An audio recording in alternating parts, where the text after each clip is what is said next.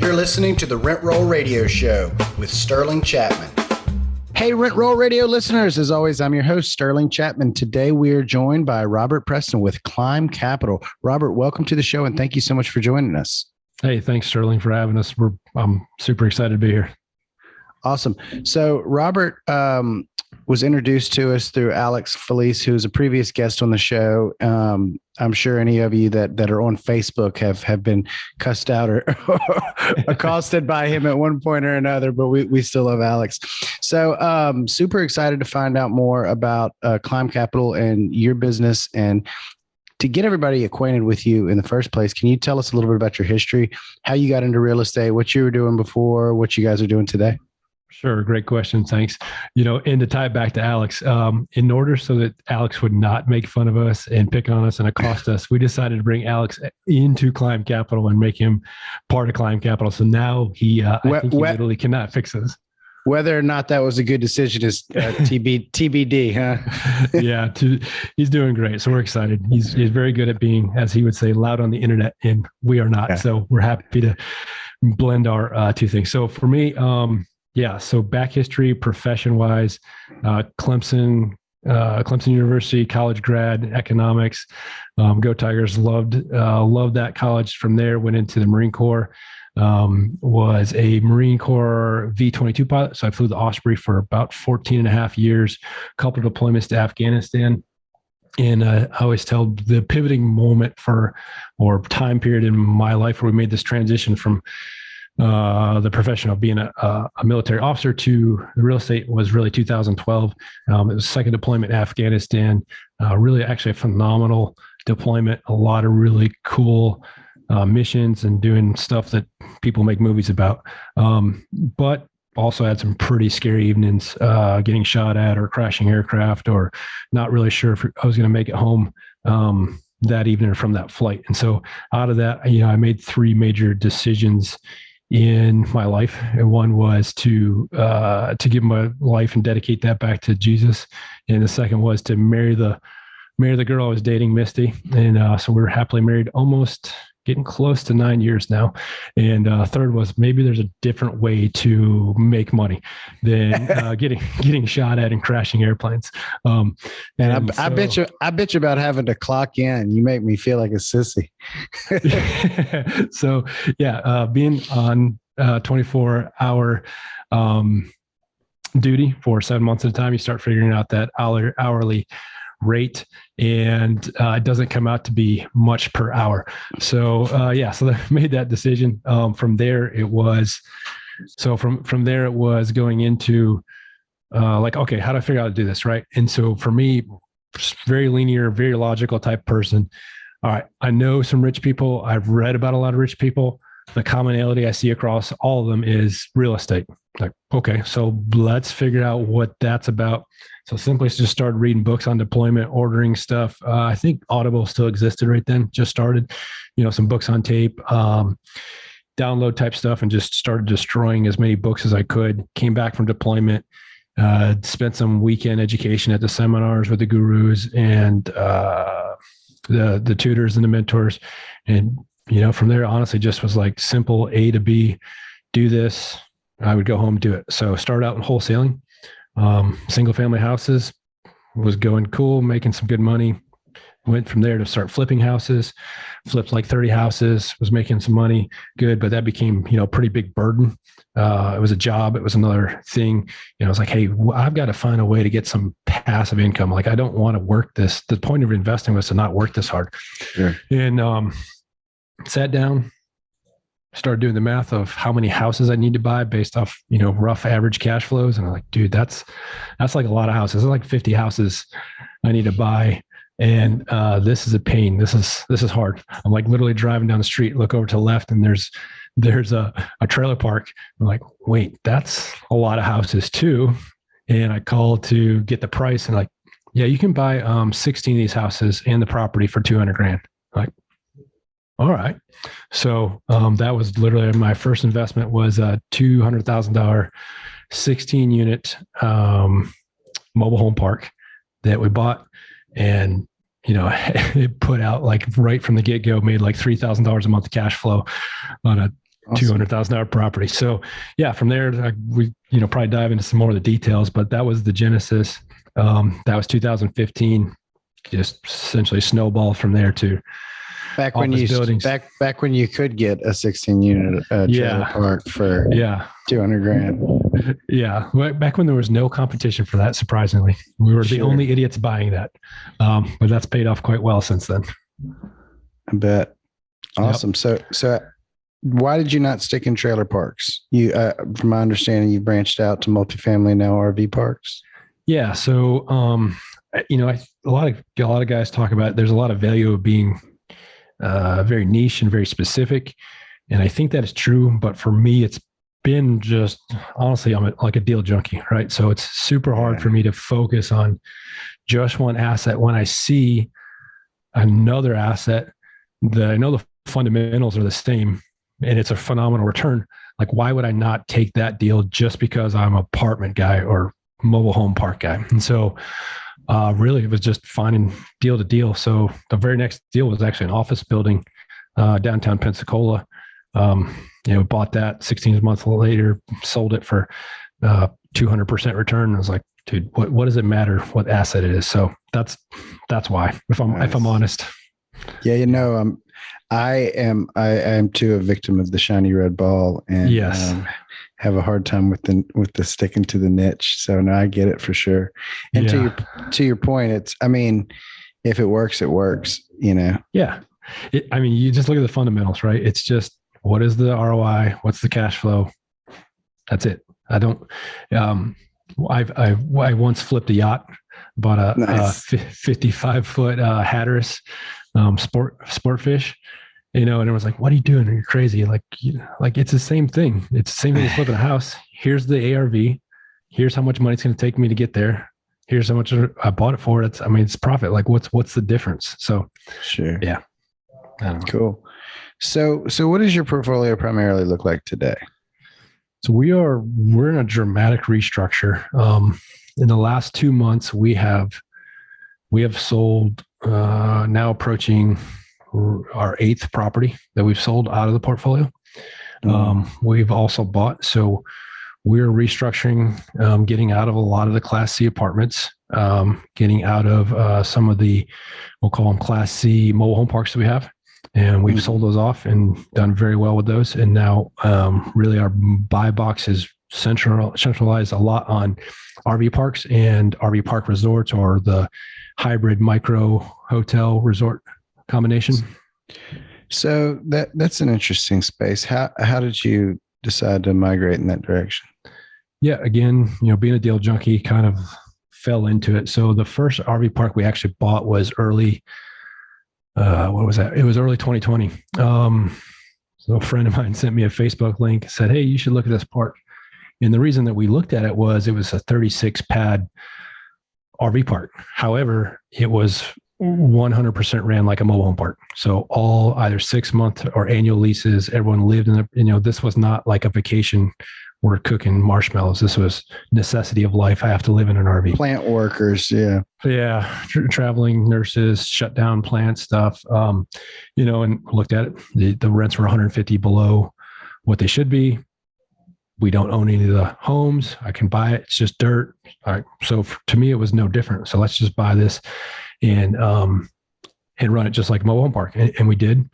But through that process, the light bulb for me, which should have been obvious, I'm not that bright, was the fact that, again, I don't own any of the homes, so very low maintenance. Secondly was, I can change the rents here. It's relatively small quantity, but a large percentage shift. And so with an RV park, for instance, the nightly rate, we may adjust from $38 to $45 to the customer. What's $7 per night, right? That's pretty inconsequential. But if you think about it as a gross revenue throughout the year, I don't know what the math is off the top of my head, but you've just increased your revenue, close to 20% instantly, and then your customers don't care. And so that's where the light bulb came on. I also had a mobile home park we had a hurricane here in September of 2020, Hurricane Sally, and that destroyed a lot of our mobile homes in a mobile home park. And so we had our really honest, our backs were up against the wall. Like, what are we going to do here? We can't find the homes. They're too expensive to bring in. And we basically took every mobile home that had gotten destroyed, demolished it, and split that lot into two and put 2 RV pads. So you guys were owning the homes then? Yeah. At the time, that park, I'd bought it. We owned all the homes except for 1 or 2, 46 pads, I think. How do you feel about that model? You know, we go back and forth all the time. Half the operators go, "Oh no, you don't own any of them. You seller finance them out, get them off your books ASAP." And then I talk to other people. They're like, "That's crazy. There is a ton of cash flow in these things." Yeah, there is a ton of cash flow. So my personal take on it is they're both right. So it comes down to what's your headache tolerance? How much headache are you willing to deal with? But I see it as more of an opportunity. If you can buy the park full of park-owned homes, you're going to buy it at a discount. And then if you transition it, sell those homes, owner finance them back out, and move it to a lot rent-only park, you've probably lowered your cap rate by 1.5 to 2 points just doing that. And then you've decreased your headache and expenses. So that's an investment play for us. We'll happily buy them and then convert them.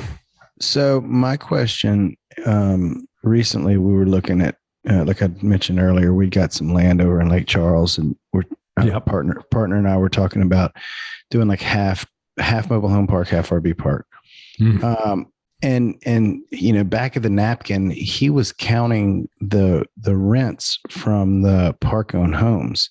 And then I spoke to another operator and said the bank is not gonna consider that value, you know, when they're appraising it and dividing it by the cap rate. They're just gonna take the lot rents.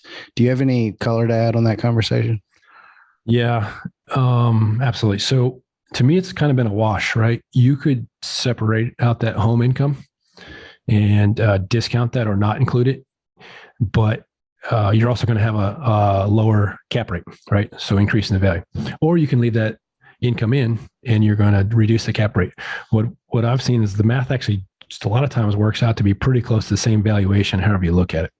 And so tying that back into the lender, yes, the lenders would probably much prefer the idea of not owning the homes or discounting the cash. But being the banks, they generally try to approach it the worst of both angles, saying, well, we are going to count the expenses from all those homes, but we're not going to give you credit for the income on all those homes.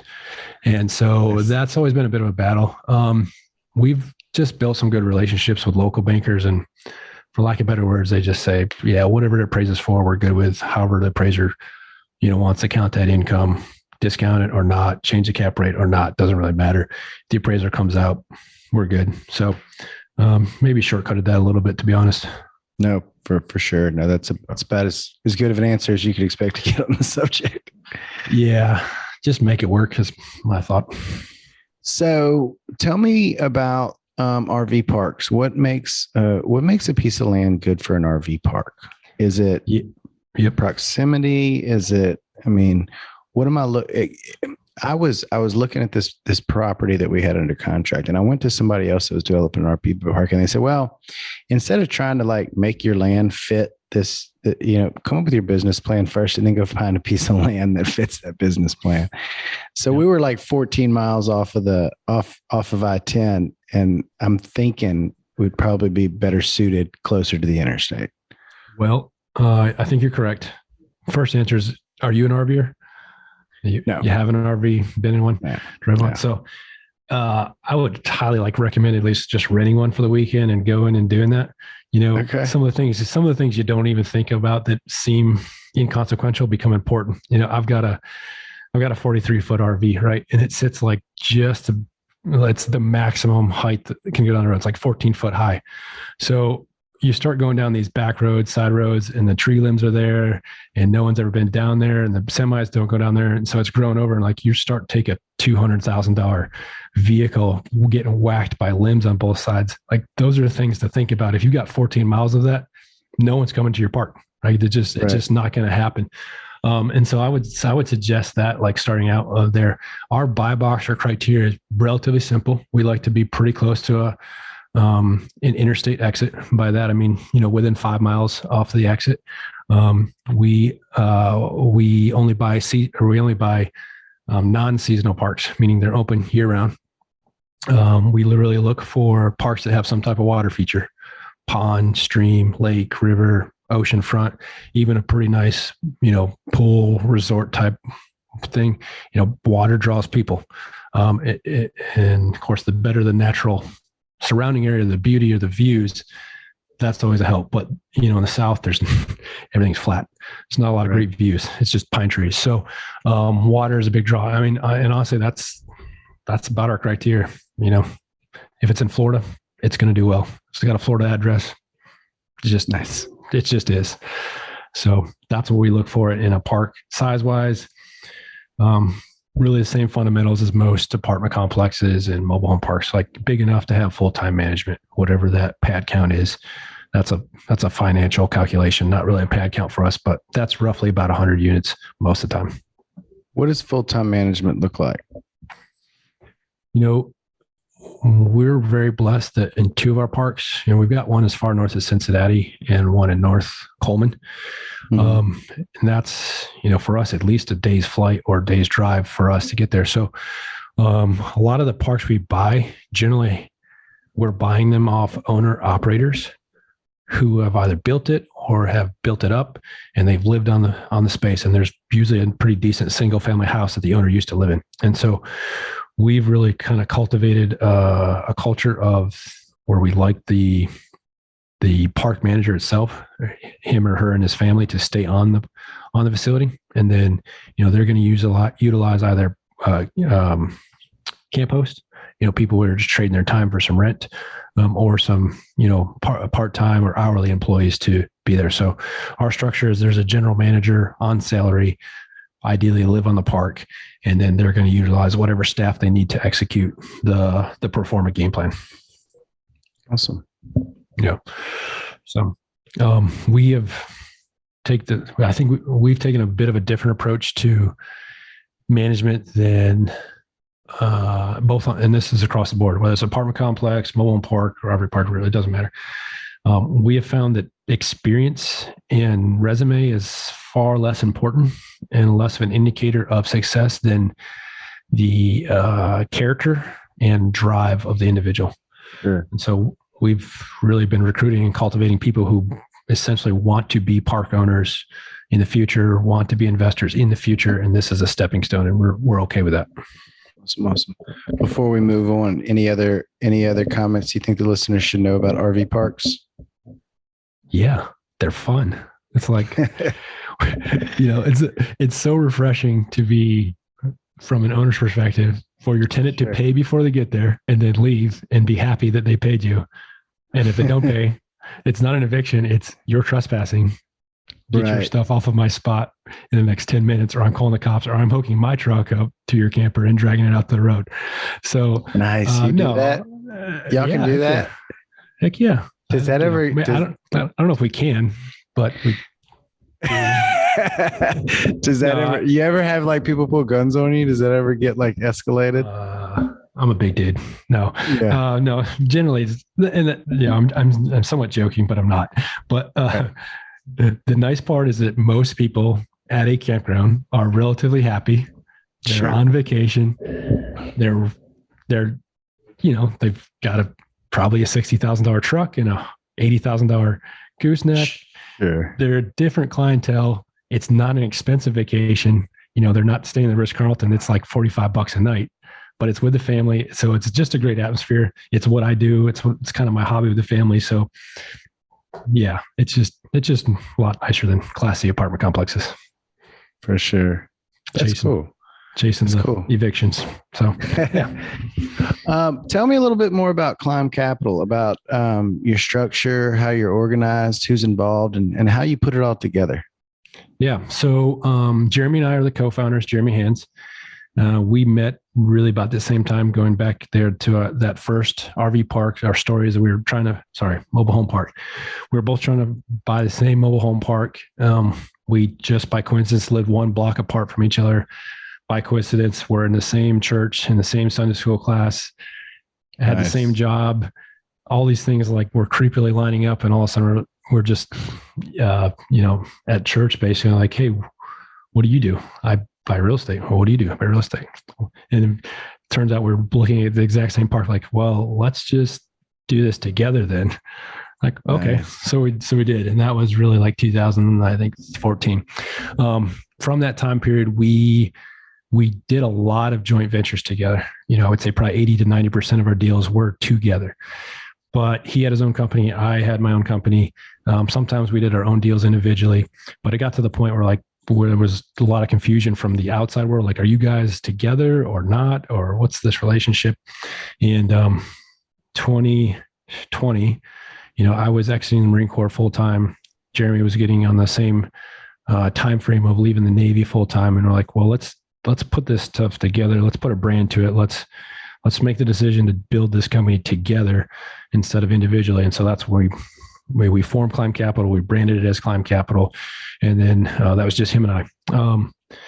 It's now, February of 2022. There are 7 full-time employees inside of Climb Capital. We have Altitude Property Management, which is a property management company that, so we self-manage every property that we own, every asset that we have. Last week we're pushing 900 units. We sold a bunch last week, so dropping back down. We expect to be well above that by the end of the year. Day-to-day operations, I'm handling the vast majority of acquisitions, deal structure, investors, that component of that, and Jeremy's handling a lot of the. He's more the detailed guy, cleans up all my messes, and he's handling the admin side of that and taxes and all that. So, got marketing people, we've got some interns, we've got underwriters, we've got Alex making us look good on the internet. So nice. It's pretty fun. It's pretty neat. Awesome. That's a cool story. I love diving into corporate structures and kind of how it evolved on the front end. I'm going through the book Traction right now. Yes. It sounds like you're the visionary and he's the integrator. That is the role that we play. And we run our business entirely off Traction, EOS. So level 10 meeting on Tuesdays. That's what we do. Awesome. That's cool. So what was your favorite deal you've ever done? Favorite deal? That's a good question. Can it be non-real estate? Sure. I think my favorite deal was the boat. The boat. Tell us about the boat. Flipping a yacht was pretty awesome. So how'd you find it? How'd you fix it? What were the numbers on it? Yeah. So it was in Hurricane Michael, I believe, the one that went through Panama City, devastated that area. So I was down there, 55-foot Hatteras, 1999. Found it through buddies, other boating buddies. We've actually done some real estate investing together too. And like, hey, let's look at this. So we bought it for $90,000. We put over 6 months. We repainted it, brand new electronics. Everything was touchscreen. Every light in that thing you could control it from your phone. It was phenomenal. Huge 20-inch fish finding displays and all that stuff. So we had a little bit over $240 into it, including the purchase price, and we sold it for $460 the day that we put it on the market. So wow, yeah, that's awesome. And I got to take lots of cool pictures on a boat. So that was fun. That was a good deal. That's a pretty good story. And at those numbers, it's hard to argue that against that being like a real estate deal. Yeah, it's just floating real estate, in my opinion. Right. So it was a good deal. It was fun. Awesome. Well, I want to hop over to our radio round a little bit to ask, help our listeners get to know you a little bit. The first it's just 3 questions. The first one is, what's your favorite book? Favorite book? I honestly have to say the Bible, but second to that, I love Pitch Anything by Orrin Claff. Okay. I have not read that one, but you're probably the second or third person to recommend it. So I think I'm going to have to add it to the list. Great book on pitching, conversation. That's just on sales, I guess. Not really sales, but it was a good book. Awesome. I'll check it out. And what's your favorite quote? Winston Churchill. I think it was Winston Churchill said, "There's no greater thrill in a man's life than to be shot at and missed." So I can attest to that. When you get done, like, well, that was cool because I didn't get shot. Nice. And what's your favorite thing to do outside of work? Really, I don't have very few hobbies. I guess RVing really, we load the Nice. family and the kids up and go camping / to me, it's work. I go work at one of the parks and do stuff, but yeah, boating or RVing. Awesome. Well, thank you so much for joining us today, Robert. How can our listeners find out more about you, invest with you, learn from you? Yeah, absolutely. Thanks for throwing that softball up there. We would love to connect everyone. The website is www.climbcapital.com, which is CLIMB capital.com, or info@Climb Capital. There's an intake form on the website. You can schedule a meeting with Jeremy or I, or Alex or Jake or any of the other guys. And so always looking for deals, looking for investors. Awesome. Robert, thanks again for joining. I'm so glad we had a chance to connect and look forward to keeping up with you on your journey. Yeah, thanks for the opportunity. Thanks for tuning in to the Rent Roll Radio Show, brought to you by Crestworth Capital. We hope you enjoyed the show, and if you did, please hit the subscribe button and leave us a rating and review. You can also visit us at crestworthcapital.com or rentrollradio.com, or follow us on Facebook at Rent Roll Radio or at Crestworth Capital. If you would like to reach us, feel free to shoot us an email at info@rentrollradio.com or sterling@crestworthcapital.com. We hope you come back next week to join us on some more of our journey. Until then, happy investing.